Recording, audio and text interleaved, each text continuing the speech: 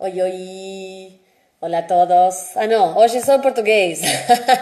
É a costume, que eu sempre faço live em português e em espanhol, em todos os idiomas. Mas hoje é só em português. Oh, aí a Paty já chegou.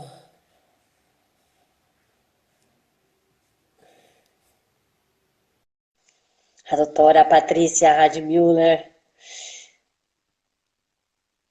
Oi, Sibeli, Sil, todo mundo que tá chegando. Oi, Paty! Ei, Verô!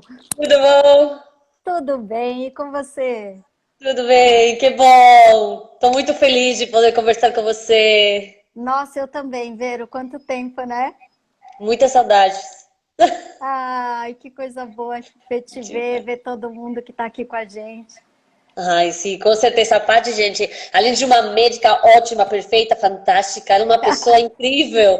Ela tem uma energia mega positiva. Ela é muito, sabe, essas pessoas que transmitem boa energia, que você que está perto, essa Paty. Então, é muito bom estar com você hoje e, enfim, a gente se conhece porque fez aulas comigo, né? Faz tempo que a gente se conhece, desde que eu cheguei no Brasil, né? Desde o Quando primeiro foi, dia, não Vero? é? Já faz 10 anos, 2010. 10 anos!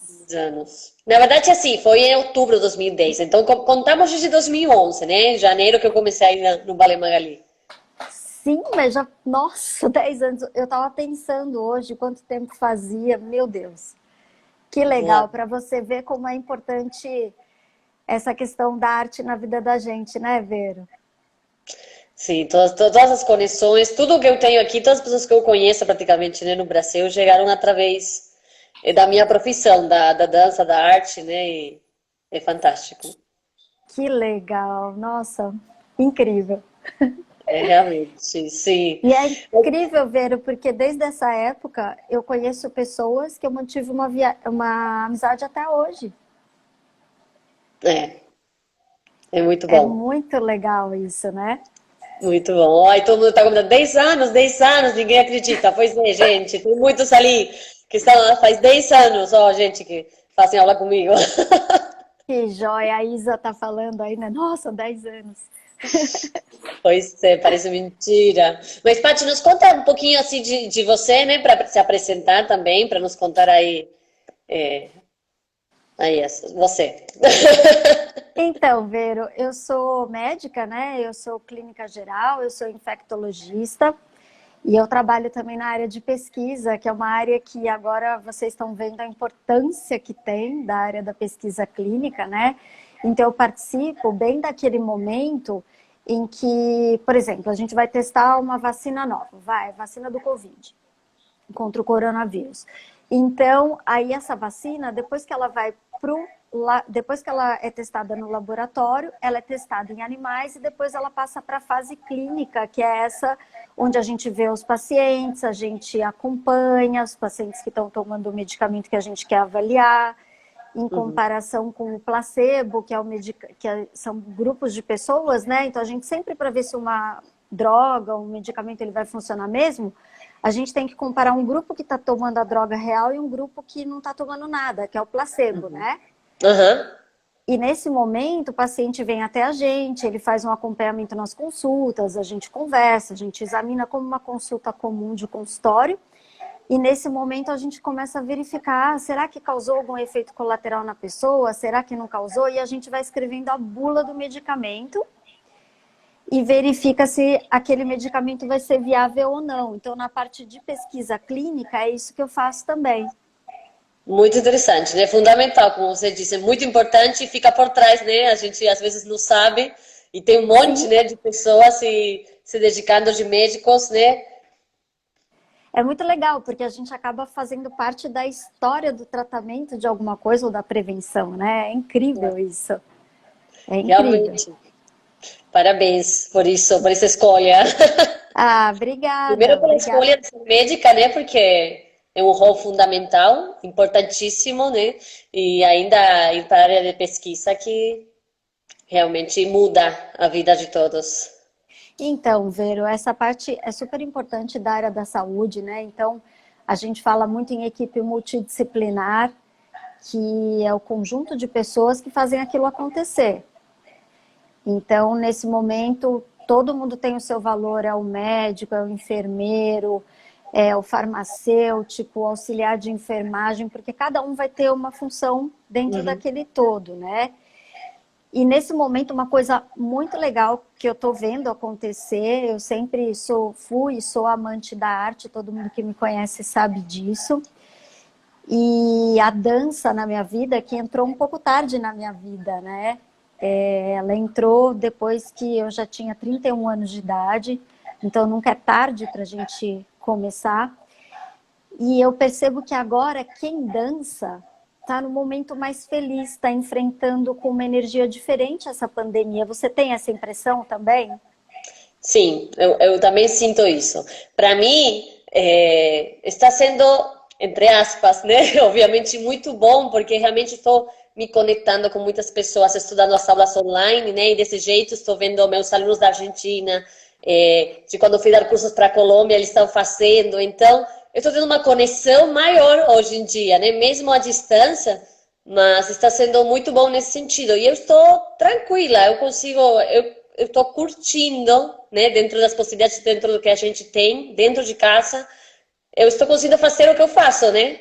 Do mesmo jeito, eu continuo, como que minha vida continua, minha rotina está continuando, né? Que Então é muito legal. bom, eu me sinto leve, eu me sinto muito mais conectada, por assim dizer. Porque esse é o momento, Vera, acima de tudo, de conexão com a gente mesmo, né? E com as nossas escolhas. Então é um momento interessante porque a gente está mais próximo de quem a gente mora, literalmente em termos até Uhum. físicos, né? Mas acima de tudo, eu acho que é uma conexão com a gente mesmo, assim, quem a gente é nesse momento, né? Quando tudo isso passar, quem vai ter sido a Verônica, ou quem você vai querer ter sido, ou quem eu vou querer ter sido, como eu vou querer ser lembrada pós tudo isso, não é verdade? Uhum. E isso exprime muito o que a gente tem dentro. E nesse momento eu acho que a dança traz para a gente uma conexão muito forte e as outras formas de arte também, porque você vê, tem muitas óperas, muitas apresentações de dança, museus que estão abrindo as portas virtualmente, e isso está fazendo as pessoas passarem mais fácil por esse momento. Então a É, importância da arte nunca teve tão atual nesse momento, não é? realmente, sim, totalmente. Hoje a arte é fundamental, É sem muito dúvida. interessante. Eu acho que sempre foi, mas o que eu acho Uhum. legal nesse momento não é só a gente ver, sei lá, liga a TV, você vê o número de casos que estão acontecendo, o número de óbitos que estão acontecendo. A gente tem que olhar para isso também. Mas eu acho que o legal desse momento também é a gente ver o que ele está trazendo para a vida da gente, né? Por exemplo, será que se não fosse por esse momento, a gente já está aqui conversando? É, foi o primeiro que eu pensei.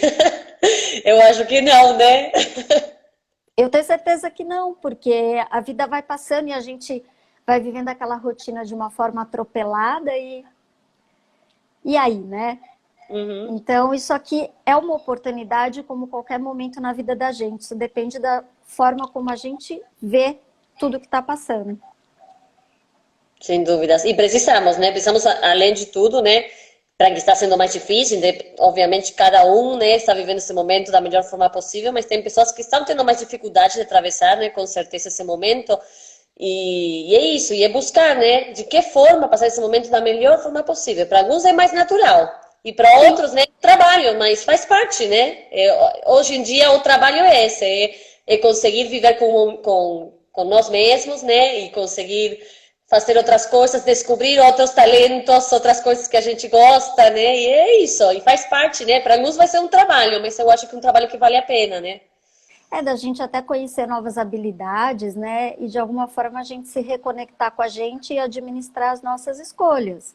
Uhum. Isso vale para todas as nossas relações, quer com filho, marido, esposa, com quem a gente mora, com quem está um pouco mais distante fisicamente, mas virtualmente, agora a distância é a mesma, né? É, Então é um momento para se pensar e é um momento onde tudo acontece intensamente ao mesmo tempo. Então até eu vi que perguntaram aqui sobre a cloroquina, né, no tratamento do Covid. Então sim. é assim, saiu um estudo, hoje é tudo assim, tudo que acontecia na ciência, saía um estudo sobre HIV a cada 3 dias, a cada uma semana, hoje é assim, sai 5 sobre Covid num dia só. Hum, Então tudo que a gente está conversando agora, Vero, pode ser que acabe essa live e que eu fale, nossa, aquilo que eu falei não vale mais. entendi.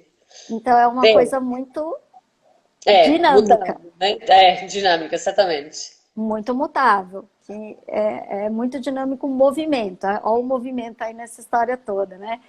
Uhum. E aí saiu um estudo ontem em Harvard, né, que é uma universidade super conhecida e super idônea no mundo, e o pessoal estudou quase 100 mil pessoas para tratamento do Covid. E dessas 100 mil, 85 mil ficaram naquele grupo que eu te falei do placebo, que é Uhum. para comparar com outras pessoas que usaram alguma coisa. Então, nesse grupo, as pessoas não fizeram uso de absolutamente nenhum medicamento específico que esteja em estudo para o Covid-19, né? E aí teve mais 4 grupos de pessoas. Um deles estava usando só cloroquina, o outro estava usando hidroxicloroquina, o outro cloroquina com um medicamento para bactéria pulmonar, e o outro é com da hidroxicloroquina com esse outro medicamento para bactéria pulmonar, porque o Covid ele não vem sozinho, às vezes ele vem acompanhado de uma bactéria junto que também causa problema no pulmão. Uhum. E aí verificaram que a mortalidade das pessoas foi muito maior nos grupos usando os medicamentos do que não usando nada. Olha, Então, esse estudo vem mostrar para a gente essa dúvida. Claro que a gente está aguardando nossos estudos brasileiros, porque isso muda de população para população, uhum. mas isso reforça a ideia de que a pessoa melhora, às vezes, apesar do uso do medicamento. E isso tem a ver um pouquinho, eu imagino, né? Não sei, com a cabeça também ou não? Nesse caso, não, porque a ideia desse estudo ele é um duplo cego. É sempre um estudo clínico que vai avaliar um medicamento, ele tem que ter esse desenho que a gente chama em pesquisa clínica. Você sempre tem que parar, você tem que pegar aquele medicamento e você tira a molécula, que é a droga real que vai funcionar, e aquele medicamento fica vazio, vamos dizer assim. É um Uhum. placebo, que nem o Sim. pessoal fala pílula de farinha, não tem nada dentro.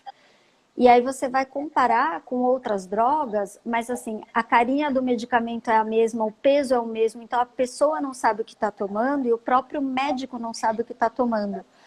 Justamente para tirar essa impressão da mente da gente sobre aquela situação. Uhum. Então, isso é que valida um estudo clínico. O que a gente tem até agora, por aí, fora esse estudo de Harvard, que foi um estudo corretamente feito, a gente tem estudos que estão sendo feitos só por observação. Então, a pessoa tomou cloroquina e viveu. Só que em 97% dos casos das pessoas que têm Covid, as pessoas sobrevivem a gente dando o medicamento ou não. Então, agora esse de Harvard é um estudo mais sério, que saiu ontem, e agora a gente está aguardando nossos estudos nacionais. Então, se vocês ouvirem que nos hospitais as pessoas estão fazendo uso de medicamentos, é justamente porque nesses hospitais estão sendo feitos estudos clínicos randomizados, que são esses estudos que a pessoa entra num sorteio do computador para ver em que braço da pesquisa vai ficar, se vai tomar placebo ou se vai tomar o medicamento. E a única pessoa que sabe o que a pessoa vai tomar é o farmacêutico que dá o remédio. O médico não sabe, o paciente também não. Entendi. Então, a pesquisa Interessante. clínica, ela é assim, é importantíssima para a gente saber se uma coisa funciona ou não. Aham. Aqui alguém perguntou, falar do estudo da doutora da USP com anticoagulante. Você sabe Então, disso? na verdade, assim, a gente sabe, só para esclarecer uma coisa, Vero, que eu acho que é dúvida de muita gente, né? Então, Uhum. assim, a gente tem o coronavírus, né? Que o coronavírus é o nome do vírus que causa o Covid-19, que é a doença causada pelo coronavírus. Uhum. O nome Covid, ele vem o Co de corona, o V de vírus e o D de doença. E 19 porque começou em 2019, né? Uhum. Então, isso é importante a gente esclarecer, porque a gente vê, às vezes, as pessoas falando assim, eu vou tratar para o coronavírus. O coronavírus é o agente causador e o Covid é realmente a doença, né? Mas Uhum. me perdi um pouco. Eu ia falar Deu um da estudo. médica da USP. Isso. Então, o que que acontece? O coronavírus, ele tem uma particularidade que 40% das pessoas que estão em casos graves são pessoas que apresentam algum distúrbio de coagulação. Uhum. E aí, o que é coagulação? É quando a gente pode ter um problema de trombose, pode ter formação de coágulos, né? E esses coágulos, eles impedem a passagem do sangue ali no lugar que foi acometido. Então, tem pessoas com Covid que estão tendo infarto, que estão tendo embolia pulmonar. Então, faz parte do protocolo de tratamento, ou derrame também, né? Faz parte do protocolo de tratamento. O que é protocolo de tratamento? É uma receita de medicamentos que a gente segue, principalmente quando o paciente está na UTI ou está internado, para justamente prevenir que a pessoa morra de outros problemas. Uhum. E como a gente não tem um tratamento específico para o Covid-19, assim, vou dar uma droga X que vai funcionar, a gente está conseguindo salvar pessoas com os cuidados desses protocolos. Dentre esses cuidados, tem a hidratação adequada da pessoa, a ventilação pulmonar, às vezes através até de aparelhos, né? Porque o Covid ele causa uma inflamação no pulmão e isso impede a troca de oxigênio e a pessoa acaba morrendo por falta de oxigênio. E um dos problemas que ocorre é a coagulação que aumenta. Uhum. Então, em pessoas específicas que tenham mais problemas cardiológicos, algo assim, é dado também anticoagulante, que é para justamente impedir que o vírus cause uma inflamação a ponto de formar essas coagulações, que podem ser no cérebro, no coração, no pulmão, em qualquer lugar do corpo. E isso tem, respondendo à pergunta, isso tem salvado algumas pessoas, porque elas têm mais propensão a ter essa coagulação, e isso a gente consegue saber através de exames. As pessoas devem Isso eu ter ia comentar. devem ter ouvido falar sobre o dedímero, que é uma substância que ela é avaliada para saber se essa pessoa tem mais propensão ou não a ter coagulação, dentre outros exames. Então, esse estudo que está sendo feito é justamente para comparar se quando você usa o anticoagulante em doses maiores ou não, se você consegue salvar mais pessoas ou não. Uhum. Perfeito. E em questão de pesquisa da sua área, e continuando com isso, a questão de vacina, como que está a pesquisa nesse sentido? Ótima Que todo pergunta. mundo quer, né? A vacina, pelo amor de Deus. Quando a gente tem, Vero, na população uma doença que ela está aí, para a qual a gente não tem vacina, o que que acontece? A gente não tem cura. Cura, assim, através de medicamento.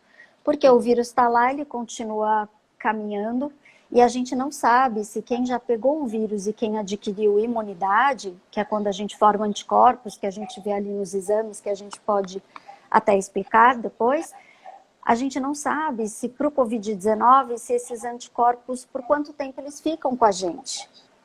Então, por isso é que a gente fala, olha, a pessoa teve o Covid-19, gente, continua a usar máscara, continuem a lavar as mãos, tudo isso, porque a gente não sabe se a pessoa lá na frente vai poder pegar de novo, ou se o vírus vai mudar a cara dele e aquele anticorpo que a gente fez agora pode não valer mais para frente.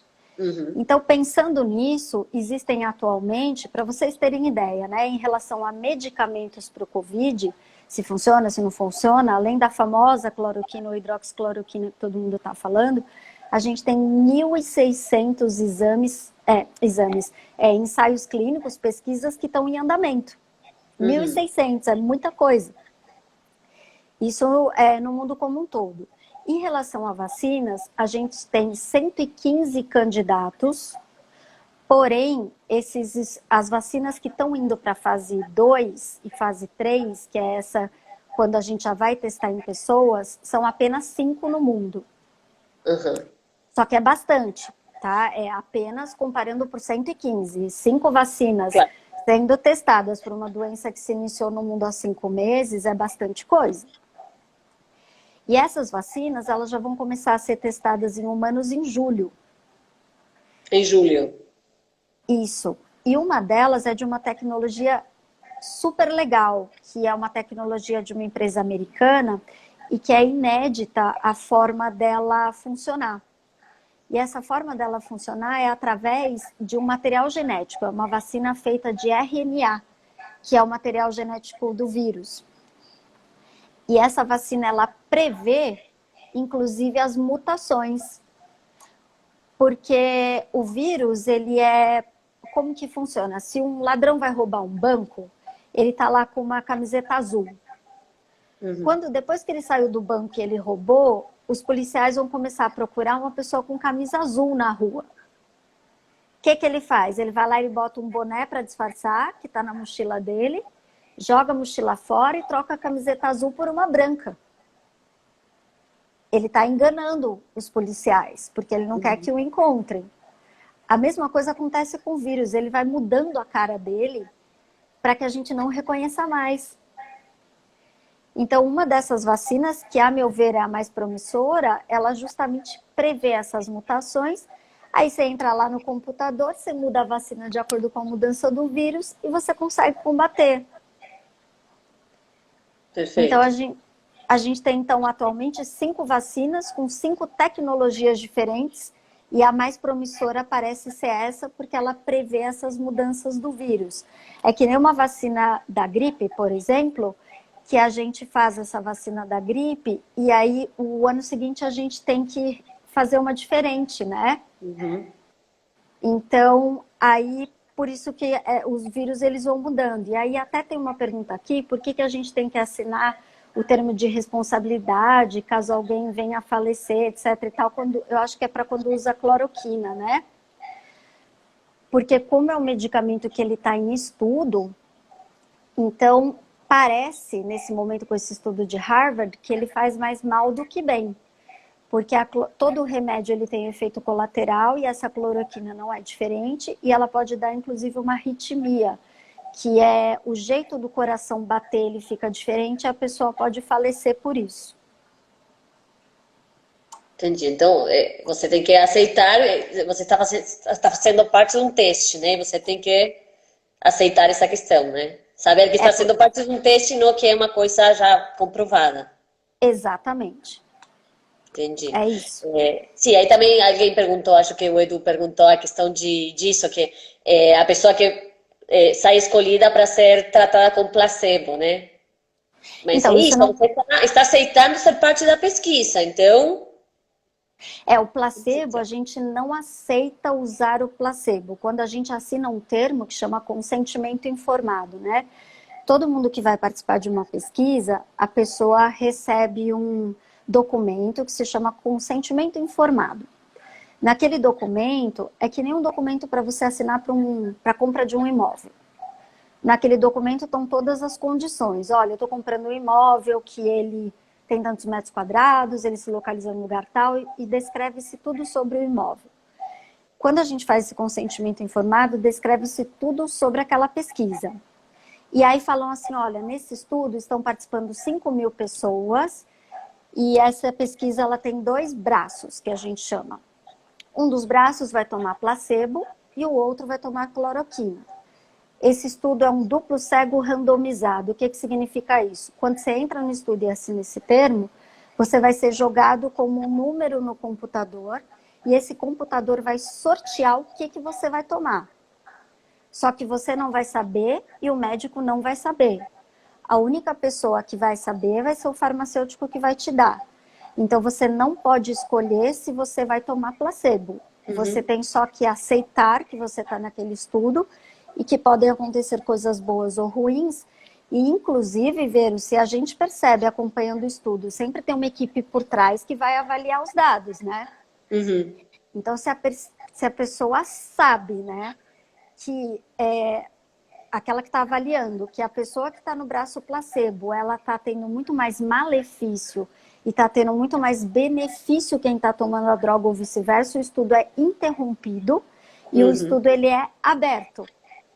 Então falam-se assim, olha, a partir de hoje a gente não pode mais fazer estudo porque a partir daqui ele está sendo antiético. Perfeito.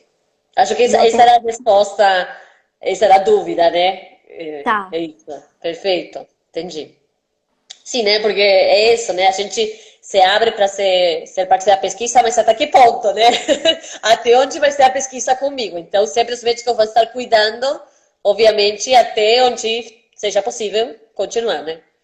Então essa é a importância da pesquisa clínica, porque é tudo controlado dentro do possível, para tirar justamente essa coisa do acaso. Se, por exemplo, a gente sabe que a cada 100 pessoas que têm o Covid-19, 97 se salvam sozinhos, independente de dar medicamento ou não, sozinho que eu digo assim, às vezes 5% dos casos a gente precisa que a pessoa fique numa UTI. 80% dos casos são leves, 15% precisam de uma internação e 5% precisam de uma UTI. Mas se eu sei que de 100 pessoas, 97 melhoram sem eu dar um antiviral, um remédio específico para a imunidade, para um medicamento ser bom mesmo, ele tem que curar mais que 97% de pessoas. Claro, sim. Porque a história natural da pessoa, da doença, já fala que 97% vão sobreviver. Então, para um remédio ser bom mesmo, ele tem que ter uma eficácia, ou seja, ele tem que funcionar acima de 97%. Entendi, entendi. E a questão da prevenção, né? Então, é necessário continuar com esse isolamento? Você acha que vai ser até quando? De que jeito? Como que a gente tem que viver agora e como vamos viver o ano de 2020, né? Porque eu acho que isso é uma extensão, né? E vai ter um pós também. Então, não sei, nos conta um pouquinho essa questão da prevenção. Até que ponto a gente precisa se prever e quais são exageros ou se não tem exageros, enfim. Ver, então, assim, toda a prevenção, ela é baseada na curva da doença, né? Então, o que é a curva da doença? A gente começa, assim, a gente tem aqui o inicial da doença, depois a gente tem um aumento do número de casos, depois a gente tem uma manutenção do número de casos e depois a gente tem a redução do número de casos, né? A ideia inicial é assim, quando você sabe um caso aqui, o outro caso ali, você consegue identificar as pessoas fazendo exame, para saber se aquilo, junto com o quadro clínico da pessoa, né? Aí você identifica os contactantes dessa pessoa e vocês devem estar ouvindo por aí um termo científico que se chama R0. O que é R0? É a capacidade de transmissibilidade do vírus. Por exemplo, o vírus do Ebola, uma pessoa é capaz de infectar duas. O R0 da doença é 2. No sarampo, o R0 é 18. Uma pessoa com sarampo é capaz de infectar mais 18. No caso do coronavírus, que é esse de agora, que se chama SARS-CoV-2, que causa o Covid-19, ele é capaz de infectar, na verdade, 3 pessoas.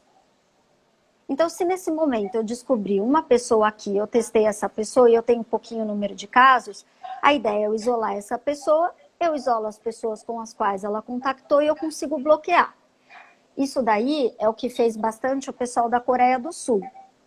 Testaram o povo em massa nesse momento, né? Quando você consegue fazer isso, nesse momento, fica mais fácil controlar. Só que a gente já passou dessa fase. Isso a gente faz na fase 1 e a gente faz na curva quando ela está descendo. Agora, a gente já está numa fase 2 de ascensão. Então, nessa fase, quando a gente não consegue testar todo mundo e a gente não sabe quem tem, todo mundo é considerado suspeito.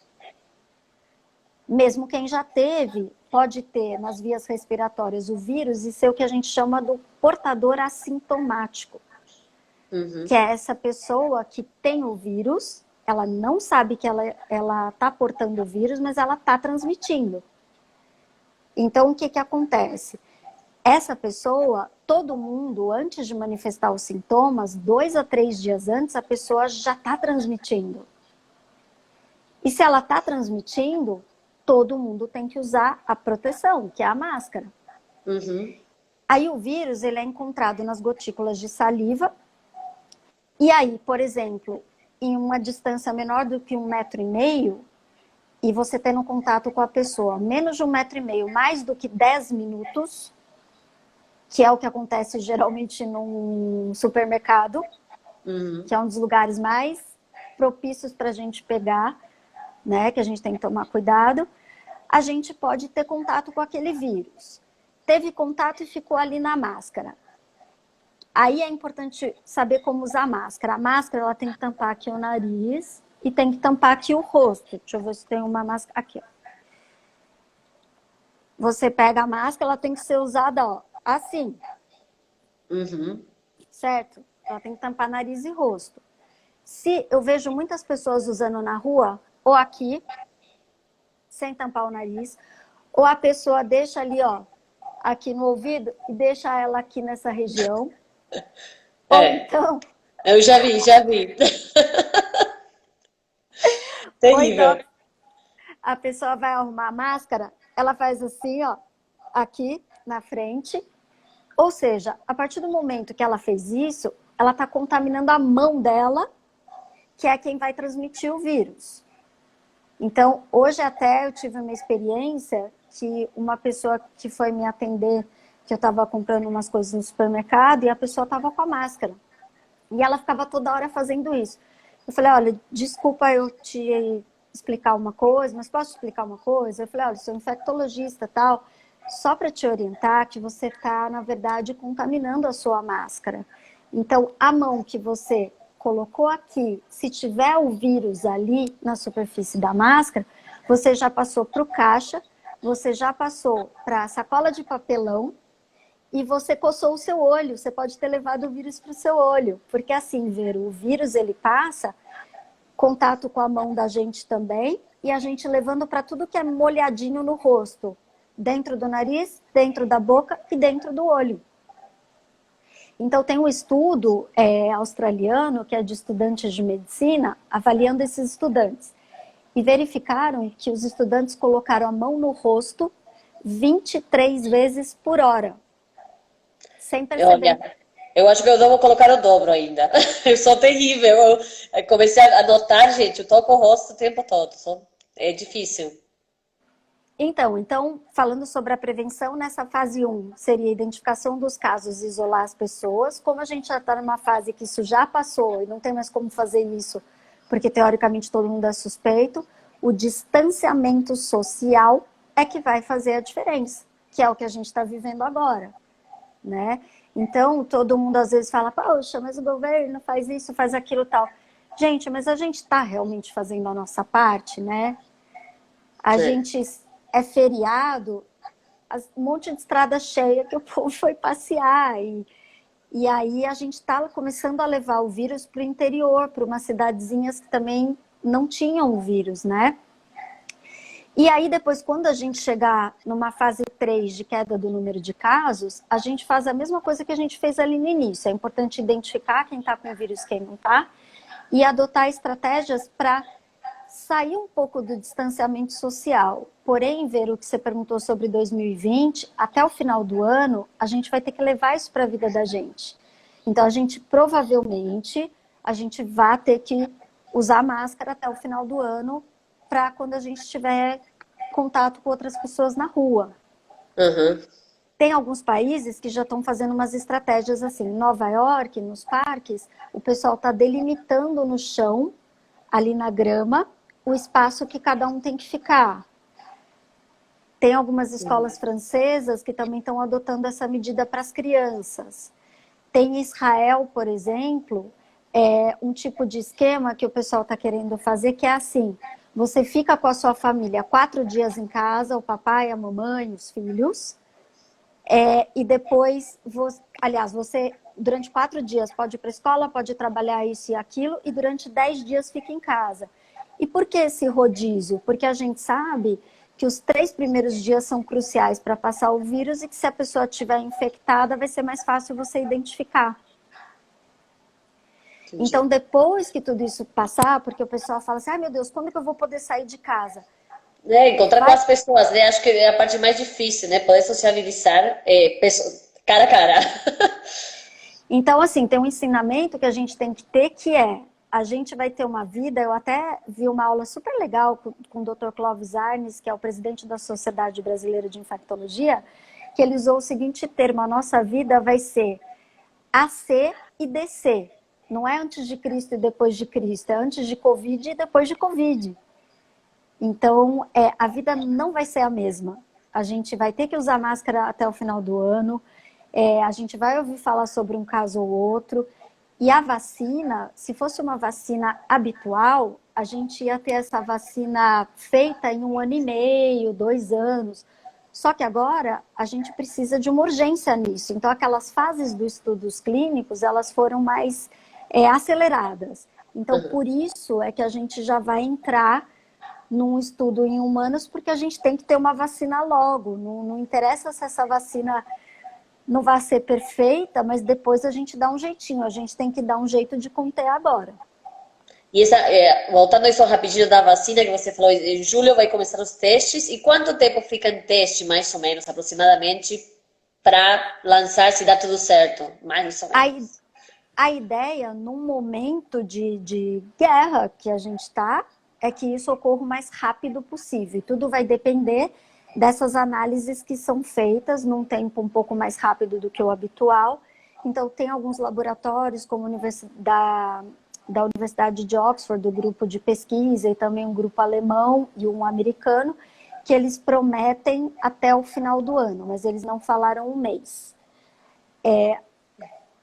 Eu acho isso um pouco precoce, mas eu torço para que isso aconteça. Então, parece que a gente vai ter novidades até o final do ano, mas assim, a partir de outubro, novembro. Acho que antes é difícil alguma coisa acontecer. Mas como eu te disse, tudo pode. Né? É um momento de observação mesmo. E a questão das máscaras, as máscaras de tecido, realmente protegem? Então, na verdade, eu até usei o exemplo porque eu tenho uma máscara cirúrgica na minha casa, porque eu sou médica e eu uso boa parte do meu tempo, o dia todo, eu estou usando máscara cirúrgica, porque é o que é recomendado para a pessoa da área da saúde. A gente usa uma que é um biquinho de pato, depois usa essa em cima, depois usa aquele anteparo, que é o face shield, né? Que é um escudo facial em português. Aí a gente tira a roupa toda, não usa a nossa roupa, usa uma roupa hospitalar, que nem aquelas de centro cirúrgico, coloca um avental ainda em cima e usa ainda o óculos de proteção. A gente nem respira ali dentro do negócio. E luvas. O negócio assim é insano. E eu que uso óculos, o óculos começa a embaçar. É Nossa. uma coisa... Você não pode fazer xixi, porque você não pode ficar trocando negócio. Então, o que eu faço? O dia que eu estou, por exemplo, no gripário, que é onde a gente avalia pessoas com sintomas de gripe, que a gente não sabe se é Covid ou não, a gente está um pouco mais exposto. Então, nesse dia, a gente se desidrata um pouquinho antes de ir, não bebe água, para você conseguir ficar a maior parte do tempo sem ir ao banheiro, que senão você tem que trocar tudo e não tem material assim, né, disponível. Então, a máscara caseira, qual que é a ideia dela? Aquela máscara de tecido, ela tem que ser dupla. Ela não pode ser... Às vezes eu vejo na rua uma máscara que é só uma coisa transparentinha. Não adianta. Tem que ser pelo menos com 2 camadas, né? E essa máscara, ela serve para quê? Em precisando sair, a pessoa vai usar só o período todo que ela estiver na rua, que ela não estiver em casa. E ela chegando em casa, ela vai precisar lavar essa máscara numa solução de água sanitária e depois lavar com água e sabão. Porque a ideia dessa máscara é ela funcionar como anteparo. A gente sabe que de 25% a 40% das pessoas que transmitem o vírus são pessoas que não estão tendo sintomas. Mesmo porque a gente espera que quem esteja com qualquer sintoma, tosse, coriza, qualquer coisa, que não saia de casa. Essas pessoas, assim, só se for para ir ao médico, aí é outra história, né? Se não, é para a pessoa ficar na casa dela. Então, essa pessoa que sair, ela pode estar transmitindo. Então, a máscara que a gente usa é pensando mais no coletivo. Eu falo assim, Vero, talvez eu esteja portando esse vírus, eu posso estar passando para você. Então, por isso eu vou usar a máscara. Só que uma coisa legal da máscara, então ela é mais para Porque às vezes a pessoa acha que põe máscara e que tá corpo fechado para o vírus. E não é assim, a gente está evitando que a gente transmita para alguma outra pessoa. Só que o que eu acho que é legal de máscara é que ela impede um pouco que a gente ponha a mão na boca e no nariz. Sim, eu até pensei, né, a questão de óculos, né, que seria interessante também, porque ao final, né, não sei se agora também queria te perguntar a questão de se fica no ar ou não, mas no caso de que fique no ar, eu estou passando, né, e como que é? Então eu acho que a questão de óculos, eu toco muito meus olhos, obviamente quando saio fora não toco, né, tô me policiando, obviamente, mas eu acho que a questão de usar óculos ajuda também justamente quando você sair, né, para evitar esse contato, né? Isso. E, na verdade, assim, a questão do ar, tem estudos sendo feitos, mas parece que a transmissão, ela ocorre mais pelas gotículas que infectam a mão e você se inocula, né? Ou de pessoa a pessoa, numa distância menos de 1,5 m, quando você ficar mais de 10 minutos exposto. Essa é a questão. Então, de estar no ar, nem tanto, mas o problema é que ela pode ficar em superfícies. Então, fica numa folha de papelão ali, um invólucro do arroz no supermercado. O vírus pode ficar, às vezes, 4 dias ali. Por isso que é importante, quando a gente chega em casa, até vi na internet o pessoal, queria ter uma máquina de lavar compras, né? Porque nesse momento a gente tem que, infelizmente, tem que higienizar tudo antes de guardar, né? Que o vírus Olha, mas pode estar... eu vou confessar que eu tô gostando. Eu até falei, gente, vou. Porque agora, às vezes, né, a gente chega na pressa e guarda alguma coisa e não limpou, né? E você depois vai pegar e não tá limpinho, tá sujo, né? Porque às vezes no mercado, falei, nossa, nunca toquei assim meus produtos tão limpos. Agora eu vou cozinhar, pego leite que está faz uma semana em guardadinho e tá perfeito, né? Eu falei, eu vou adotar essa, vai continuar. Vou limpar todo quando chegar, quando fazer as compras, e só vou manter, porque adorei. É Dá bem trabalho. isso. Dá trabalho, mas vale a pena. Vale a pena. Meu marido está até participando aqui, está falando uma coisa que eu tinha conversado com ele. Uma ideia da gente fazer também é que, como a gente põe a mão no rosto instintivamente, a gente sempre põe a mão dominante. Então, eu não sou canhota, eu sou destra. Então, a minha mão dominante é a direita. O que eu costumo fazer? Quando eu vou tocar, por exemplo, o elevador, eu moro no 23º andar, não dá para eu subir e descer de escada todo dia, mas quando eu posso, eu faço isso, inclusive para aumentar a atividade física, que é importante nesse momento. Então eu vou lá e eu toco com o cotovelo, ou eu toco com a mão esquerda se não dá para eu tocar com o cotovelo, porque daí a chance, e depois eu passo álcool gel, mas a chance de ter um vírus na minha mão e eu tocar o meu rosto com a mão dominante é maior. Então, se eu usar essa técnica de ficar usando a mão não dominante, isso reduz a chance de eu levar a mão ao rosto e de eu me infectar também. E a questão de entrar em casa com os tênis, né, que a gente foi no mercado. Então, Vero, tem uma coisa super interessante que são os orientais, né? Eles fazem isso desde que o mundo é mundo. Se a gente for observar como a rua é suja, como o lugar onde a gente anda é sujo, assim, a gente não deveria nunca entrar de sapato dentro de casa. Né? Porque a gente está trazendo sujeira da rua para dentro do nosso lar. Então, a ideia é que algumas coisas fiquem no DC depois de Covid, que seria o quê? A gente acostumar realmente a não entrar de sapato dentro de casa. Agora, a gente pode estar trazendo Covid, né? Se, por exemplo, alguém foi lá, espirrou ou escarrou no chão, a gente foi lá e pisou com um sapato, pode ter o vírus ali, a gente está trazendo para casa porque ele fica grudado em superfície.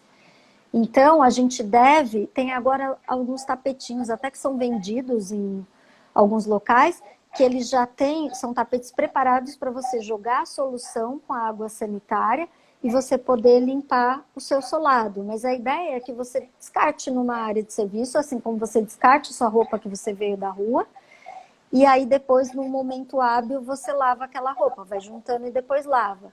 Mas a ideia é essa, é você tirar a roupa antes de entrar dentro de casa. E você, na verdade, Vero, a gente deve criar aqueles velhos hábitos que a gente aprendeu quando era criança. Menino, vai lavar a mão. Não deita na cama com a roupa que você chegou da rua. Quem nunca escutou isso? Esse eu falo. Então... eu falo aqui em casa, não, gente, pijama entrar na cama. Essa eu já guardei. Então, isso são princípios básicos de higiene. Outra coisa, gente, que eu queria alertar é que hoje em dia tem muitas pessoas fazendo entregas nas ruas e as pessoas de bicicleta, de moto, e às vezes essas pessoas ganham por produtividade e estão bem apressadinhos atualmente, né? E aí, olhem para os dois lados das ruas, mesmo que a rua seja de uma mão só, porque está aumentando também o número de acidentes, de atropelamentos, por conta de bicicleta ou moto. Aí a pessoa é atropelada, para onde ela vai? Para o hospital. Onde também que tem Covid? É. Então, olhem para os dois lados ao atravessar a rua. É E para super importante. andar de bicicleta com a máscara é suficiente? Me falaram aí uma pergunta que tinha me feito da questão do suor, por abrir os poros, se isso faz com que o Covid possa entrar ou não. Só com a questão da máscara estamos protegidos para andar de bicicleta. O problema maior não é superfície de pele, né? Os poros, eles estão na pele. É tudo que é molhadinho no rosto. Então, mucosa do olho, que é o revestimento do olho, nariz e boca. Então, pelo suor ali, se tiver aqui, ele não vai entrar. Só que toda vez que molhar essa máscara, então, uma coisa é a gente que vai até o supermercado e volta. Outra coisa é uma pessoa que vai trabalhar na rua. Essa pessoa, a cada 4 horas, ela tem que trocar, né, essa máscara, porque essa máscara ela pode molhar. E molhando, a chance maior da pessoa ficar incomodada e ela tocar naquela máscara e depois ela se auto-inocular. Então, o problema maior é esse. E aí a máscara começa a perder aquele poder protetor dela de anteparo. Quando ficar muito molhado. Então, quem estiver andando de bike para fazer exercício, por exemplo, tem que estar atento nessa questão. Então, se está molhada, se a máscara molhou, se eu estou suando, trocar a máscara. Isso aí, tem que trocar a máscara e chegando em casa, coloca na solução sanitária. Essa solução que eu estou falando são de 2 colheres de... a famosa cândida, né, que é o hipoclorito. Então, são 2 colheres em 1 litro de água. Você faz essa solução e com isso você deixa a máscara 10 minutinhos de molho e depois lava com água e sabão. E por que que tem isso, Vero? Agora falando, eu lembrei. As pessoas às vezes falam, ai meu Deus, não estou achando álcool gel, o que que eu faço? O princípio básico é lavar a mão com água e sabão. Se você não tiver água e sabão, aí você lança a mão do álcool gel, que é mais prático. Mas a ideia é que o álcool gel a 70%, ou o hipoclorito, ou o sabão, a cápsula do vírus, o vírus ele tem uma membrana, uma cápsula que delimita o vírus. E essa membrana, ela tem na estrutura dela também uma camada de gordura. E quando você lava as mãos com água e sabão, ou você usa o álcool 70% ou hipoclorito, você quebra essa camada de gordura, o vírus explode e ele morre. Então a ideia é essa. Água e sabão. Isso aí. Perfeito. Olha, eu tenho 1 milhão de perguntas, só que acho que não vai dar nem tempo. Eu já fiz várias, e eu fui incluindo, eu fui perguntando já, mas tem um monte. Então, quem sabe a gente faz mais algum encontro, né? Porque tem muita coisa que eu acho que está sendo super interessante, muito e a legal. coisa muda, né, Vera? Sim. O tempo todo. Sim, sim. Então, acho que daqui a pouco, se você topar, a gente faz mais uma conversa para tirar. Eu tenho aí guardadinhas todas as perguntas, então depois temos mais temas para conversar também. E outra coisa também, Vero, tem o meu Instagram aí também, né, doutora Patrícia Radmiller, então se alguém também ficou com alguma dúvida, tá super aberto para que as pessoas me mandem inbox e eu respondo. Hoje eu respondi várias também, então, por favor, mandem, porque nós estamos, assim, metralhados por umas informações muitas vezes duvidosas, que cada hora falam uma coisa. Então, é realmente interessante a gente ter uma fonte segura para informar. E eu, como sou da área, também sou pesquisadora. Pra você ter ideia, eu já estudo todos os dias como médica, mas agora, nessa situação atual, eu estudo mais de 4 horas por dia só isso. Nossa, claro. Porque você tem que ler todos os artigos, você tem que checar todas as informações. Ao mesmo tempo, você tem que ver o que estão falando na TV, você tem que checar as fake news. Então, a gente tem que estar por dentro. Então, podem perguntar, e o que eu não souber, eu tenho fontes seguras para me embasar para responder. Então, isso é importante. Obrigada, Paty. Realmente é fundamental contar com você, né, neste momento, como eu estava falando aí, né, estamos tendo uma médica assim dentro de casa, nos respondendo as perguntas e as dúvidas que são às vezes 1 milhão, né? Às vezes são coisas que a gente acha, ah, não vou perguntar isso, é uma coisa boba, mas não é, né? Porque qualquer coisa, né, qualquer dúvida, tirar é fundamental neste momento porque ajuda a prevenção, né? Então, eu acho que é fundamental. E sabe o que é pior, Vero? Às vezes chega para mim algum tipo de dúvida relacionada ao que algum médico postou. Então, às vezes, algum médico vai lá e reposta uma fake news de algum outro médico sem checar a veracidade daquilo. E quando uma população geral vê um médico postando aquilo, Lógico. a população acredita. Porque se o médico não está sabendo, né? Então a gente confia que o médico sabe. Então já chegaram até mim, infelizmente, algumas mensagens, inclusive de colegas médicos querendo checar aquilo se é verdade ou não. E isso confunde a gente, né? Então é importante, uma coisa que eu peço a vocês é não repassem mensagens que vocês não sabem a veracidade daquilo, porque isso acaba sendo um desserviço para a população, que acaba entrando em pânico, que é outra coisa que eu queria dizer. Além do coronavírus que nesse momento preocupa a gente, tem 3 grandes coisas que vão chegar como pandemias no DC, depois do coronavírus, e que já estão acontecendo agora, que são obesidade, e daí a importância da atividade física, porque vocês estão vendo que às vezes pessoas jovens de 30 anos de idade, obesos, que não tem problema cardíaco, não fumam, não tem problema respiratório, não tem nenhum problema de saúde, acabam falecendo pelo simples fato de serem obesos. A obesidade, ela leva o organismo da gente a um processo inflamatório importante que facilita a ação do coronavírus.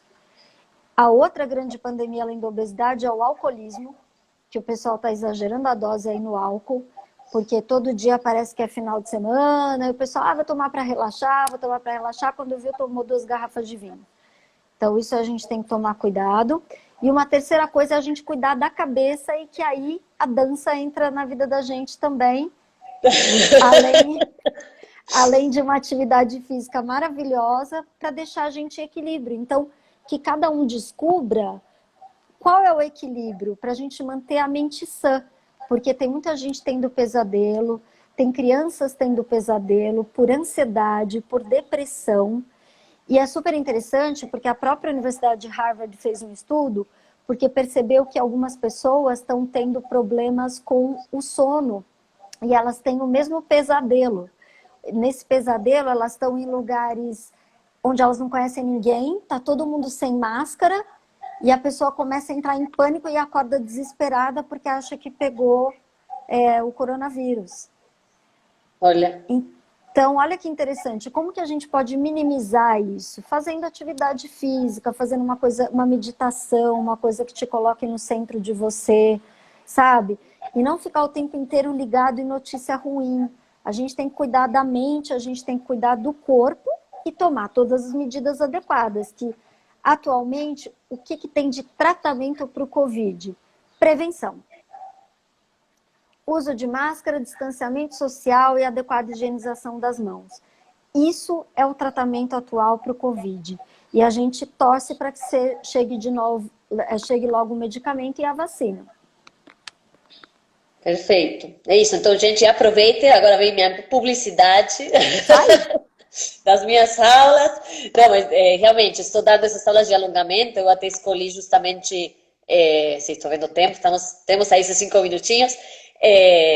Alongamento, porque é uma coisa que todo mundo pode fazer em casa, que ainda de fazer bem neste momento, faz muito bem para o corpo, uma coisa que todo mundo precisa fazer sempre, né? Porque a postura e, enfim, que a gente trabalhando e tudo, então o alongamento é fundamental, um exercício perfeito. Enfim, eu estou dando as aulas online aí no Instagram, né, para todo mundo, gratuitas.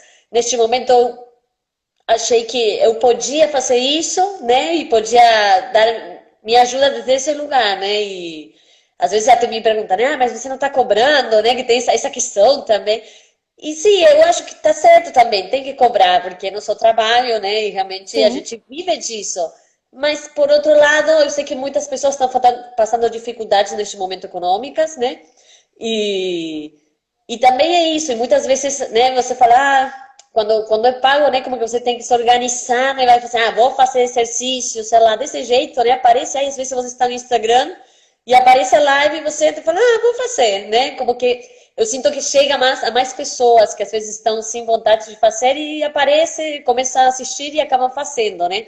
Então, enfim, neste momento e por enquanto eu decidi abrir as minhas aulas dessa forma, né, gratuitas e para todos. Então, tem aí as aulas de alongamento para todo mundo. Aí E acho que eu é bom costumo, aproveitar. eu costumo dizer, Vero, que a dança, né, ela traz como consequência todo um condicionamento físico. Porque, acima de tudo, ela traz felicidade pra gente. A gente traz uma alegria dançar, a gente traz uma conexão com a gente mesmo. E é uma forma da gente expressar pelo corpo essa dor que a gente está vivendo agora, que todo mundo tá, né? Então é super importante. E alongamento também é importantíssimo na vida da gente. Tanta gente que às vezes agora em casa tá arrumando armário, tá fazendo alguma coisa, começa a ter dor, um monte de lugar do corpo. Aí fica com medo de ir até o hospital, que é outro recado que eu quero dar. Se vocês têm alguma doença crônica, se tem um diabetes, uma hipertensão, gente, não deixem de contactar o médico de vocês. Eu sou médica, eu estou atendendo no meu consultório, com todos os cuidados que a gente tem que ter, espaçando um paciente do outro, usando toda a proteção, higienizando quando o paciente sai. Mas é importante cuidar das doenças básicas, porque senão descontrola e aí é que fica doente. Às vezes a pessoa fala, não vou sair por causa do Covid. Não, tem lugares e lugares para a gente ir. Não é para bater perna, mas é para se cuidar, né, Vero? E a dança entra nisso também. Perfeito, sim. Dá medo sair. Realmente é complicado. Cada vez que saio, né, é uma paranoia. Um pouquinho, né? Vou no mercado e é isso. Colocar álcool em gel, eu acho que coloco umas 8 vezes enquanto estou no mercado, porque a gente está, né? Às vezes, sei lá, meu erro, fazer a lista no celular, né? Então, o celular tá guardado, tô pegando, falei, será que peguei tudo? Álcool em gel para abrir a bolsa, pegar o celular, né? Sei lá, eu vou pagar, depois que eu paguei, coloquei a senha, né? Coloco álcool em gel de novo. Então, e tanto álcool em gel, né, que, sei lá, a gente fica meio assustado, mas tá certo o que você disse, né? A questão de não deixar de ir no médico, às vezes também a gente fala, não, melhor deixa para depois, né? Não vou sair agora, mas tem que se cuidar, né? Isso, e façam a listinha, que nem você faz, para que você fique o mínimo possível. Se ficar menos de 10 minutos, melhor. Eu sei que às vezes é impossível, né? Porque também quanto menos tempo você for, melhor. E às vezes demora um pouquinho mais. Fazer o quê? Mas se puder ir mais rapidinho, melhor. E você falou do celular. Quando chegarem em casa, higienizem o celular com álcool 70%. Porque o celular a gente também leva para tudo quanto lugar e a gente pode levar o vírus também. Ô, Vero, eu podia só falar uma frase, porque eu estou usando bastante umas frases do Avicena, que é um médico filósofo do século X, né? Aham. E aí tem uma frase bem legal, que eu tenho falado em algumas lives e tal, mas tem uma que cabe bastante aqui pela arte. Ele escreveu um livro que chama Livro da Cura, e isso no século X, né? Que eram várias frases sobre conexão entre corpo, alma e outras coisas. Então ele fala uma coisa super legal, que a conversa secreta é um encontro direto entre Deus e a alma, abstraída de todas as restrições materiais. Então, nesse momento, eu acho que é um momento de conexão mesmo, né? Da gente se abstrair um pouco do que está fora e a gente ir de encontro com a gente, que muitas vezes a gente não teve tempo para parar para fazer isso, né? E a dança traz muito isso na nossa vida, esse tipo de conexão. E outra coisa bem legal que ele falou também, que é uma frase de 3 linhas, que fala que a imaginação é a metade da doença, a tranquilidade é a metade do remédio e a paciência é o começo da cura.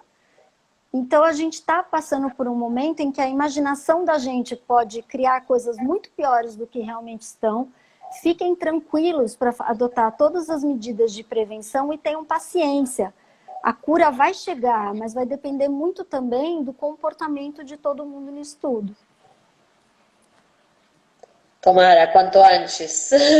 Mas Isso é isso, aí, vamos cada uma fazer a sua parte, né, que vamos conseguir. Temos que ter fé perfeito. e vamos lá por isso. Bom, Paty, você só quer ficar 2 minutinhos? Não, nada, 30 segundos, vai acabar. Então, muito obrigada por estar aqui, adorei. E com certeza vamos marcar mais uma vez. Vamos sim, vamos sim. E, gente, qualquer coisa eu estou à disposição. E muito obrigada, é sempre uma honra estar do seu lado, viu, Vero? Façam a aula Obrigada. dela que vocês vão amar, gente. Obrigada, Paty. Muita saudade de você e muito obrigada novamente. Vai cortar aqui. Tá, Beijos. beijão.